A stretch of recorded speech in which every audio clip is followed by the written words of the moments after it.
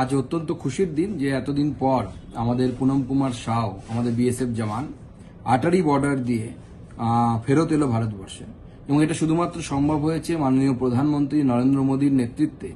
এই যে আমরা যেটাকে বলি পরিবর্তিত ভারতবর্ষ, যে ভারতবর্ষ কোনো তার জওয়ানকে যদি কেউ অ্যাবডাকশন করে বা ধরে নিয়ে যায়, তার পরিবর্তে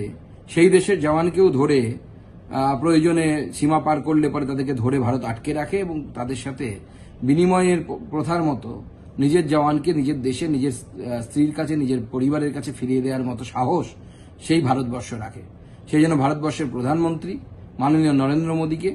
আমি অত্যন্ত অভিনন্দন জানাই এবং আমাদের সমস্ত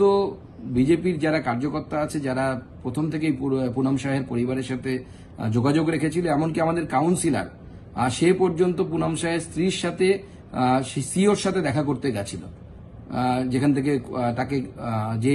ইউনিট থেকে তাকে অ্যাবডাকশন করা হয়েছিল, অপহরণ করা হয়েছিল, সেই সিওর সাথে যখন তার স্ত্রী যায় এবং পরিবারের অন্যান্যরা যায়, তখন আমাদের কাউন্সিলর, স্থানীয় কাউন্সিলর মনোজ, সেও সেখানে গেছিল এবং পরিবারের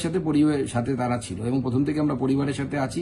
আমি নিজে কথা বলে তার স্ত্রীকে আশ্বস্ত করেছিলাম যে আমরা পুনম সাউকে ফেরত আনবই। আজকে ফেরত এনেছে ভারতবর্ষের প্রধানমন্ত্রী নরেন্দ্র মোদীকে এবং আমাদের মাননীয় গৃহমন্ত্রী অমিত শাহজিকে আমি এর জন্য অসংখ্য অসংখ্য ধন্যবাদ জানাই।